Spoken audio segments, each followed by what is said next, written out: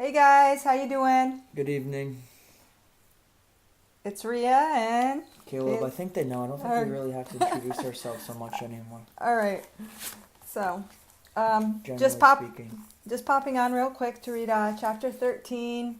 I'm getting ready to go to bed, but I didn't want to miss my paragraph. I kind of made a commitment to myself, so through through me, I'm just sharing with you if there's anything maybe that you guys might gain, or one little tiny thing that clicks or makes you understand something better about yourself is worth it, because knowing yourself is the most important thing, because you are everywhere.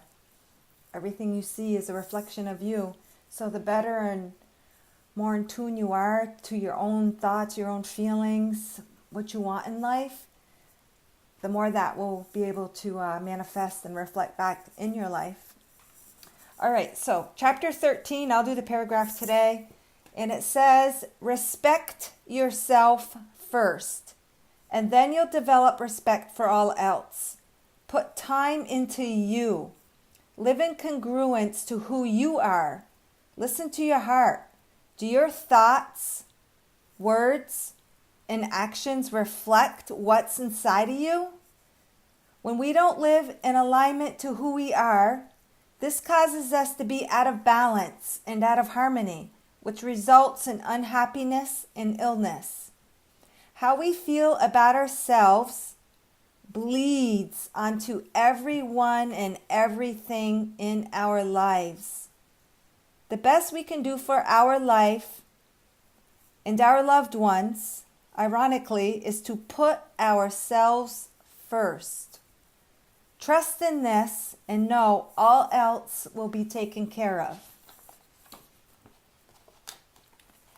So, it's pretty point blank.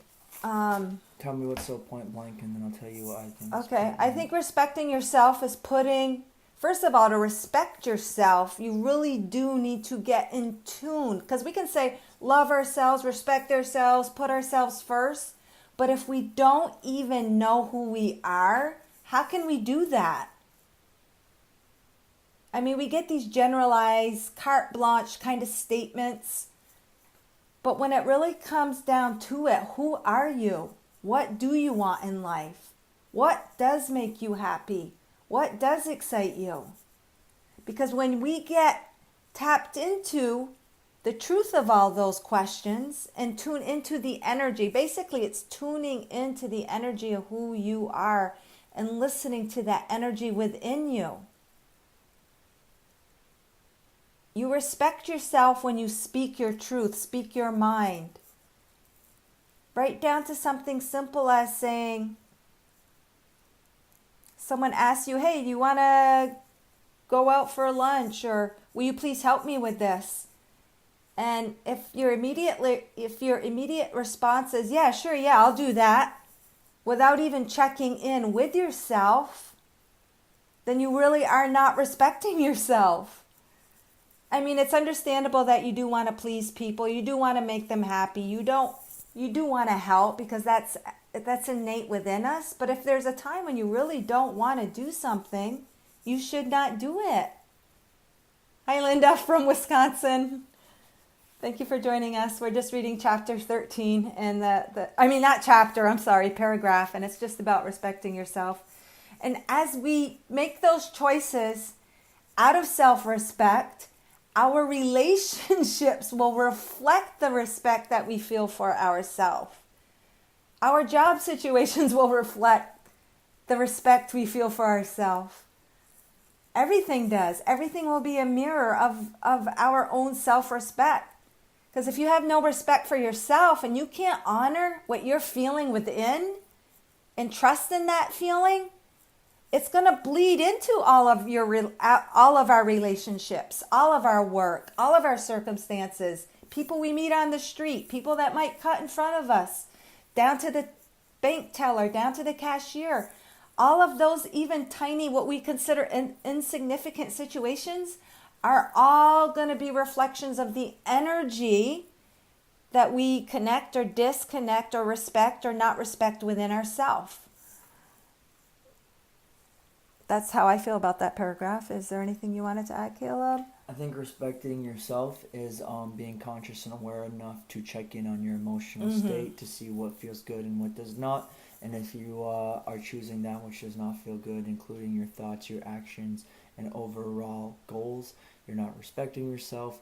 But however, if you do feel good and you are consciously checking in on what feels good, mind, body, and spirit-wise, goals, alignment, food, whatever, then you are respecting yourself. Yeah. That's pretty point blank from me. Yeah, and I agree. And when he says check in, a lot of times in life we will live on autopilot. We do what we think is expected of us instead of what is within us. And when sometimes they don't jive. Sometimes what is expected of us and what we really want don't jive. They aren't in alignment. So all this paragraph is saying is to check in with yourself and to follow what you want. Even if to someone on the outside world it seems selfish, it's not selfish. Because if you can give and respect to yourself first, then you do have so much more that will bleed and overflow into your lives. And not only that you will have more energy, but you will reflect back relationships and that very energy back in your life, because everything is you. Like they say, you can't, everywhere you go, you take you with you. You can never run away from yourself. It's always being presented. Who's there when you wake up and who's there when you go to sleep, and who's aware of that? You could even set yourself a timer every hour to check in to see where your vibrational state's at and how it's either dipped or risen, for that matter. And you can even write down a few words that you're striving to be or feel and check in on that every hour. Set yourself an alarm. And I know sometimes that we're really taught in life, or like I've been taught in life, just push through it, suck it up, push through it. But if you're really having to do that much sucking up and that much pushing, then thank you, Linda. She totally agrees. Then you're probably not self-respecting yourself. You're probably not respecting yourself. Now, there's a difference that, say, you have an individual goal and you want to like maybe run a marathon or just run a 5K or start writing in your journal daily. I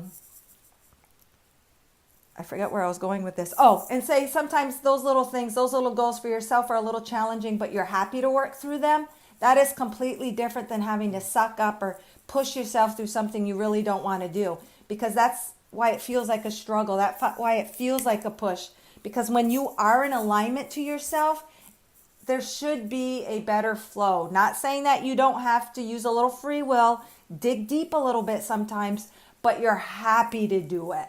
Those other times where you're having to push through might feel more cumbersome, more heavy, more weighted, more lifeless. So that's all this paragraph was. Just check in, put yourself first, tune in, respect what you feel. If you really don't want to do something, then don't. If you can't help it, just try to find that. Like it could be like putting my son to bed tonight. Sometimes I don't like going through the same routine every night, but I try to find a different perspective and say, well, it really brings him happiness. And you know what? Someday he's not going to be little. So I really do want to enjoy it and really absorb those moments. So sometimes you just need to tweak your perspective a little when you do have those have-tos on a daily basis.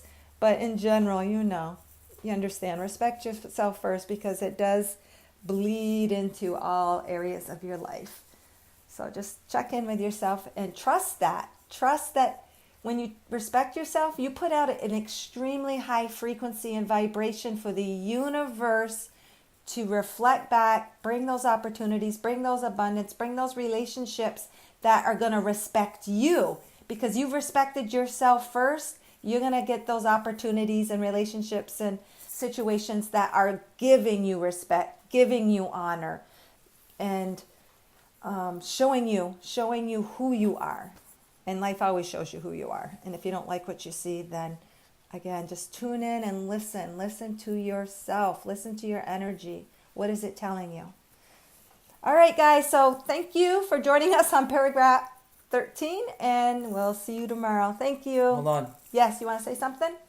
You're not respecting yourself if you're on the receiving end and not on the creating end. So be the creator, not the receiver. Okay, so what do you So- mean by receiving end? I don't understand that. Receiving as in taking your cues from the circumstances, and this is happening to me. That is the complete victim card, as you are being the receiver rather than the creator and the generator of your own reality. But don't you receive, as you generate and create your reality, aren't you going to be receiving?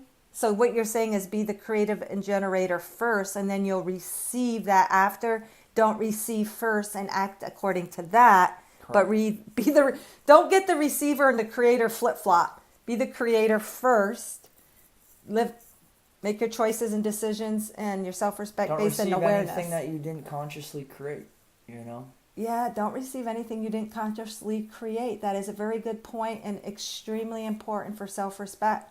Because if you receive something thinking you need to out of somebody else's creation and you don't want it, then that is a lack of self-respect. Thank you, Caleb. That's a good point. So don't take it, be that long dick of the law. All right. Did you have anything else you wanted to add? All right. Well, thank you for joining me. I know you were tired. And I almost was just going to do a quick little pre-recorded video, but he pushed me. So, all right. You're welcome, Linda. Thank you for joining us.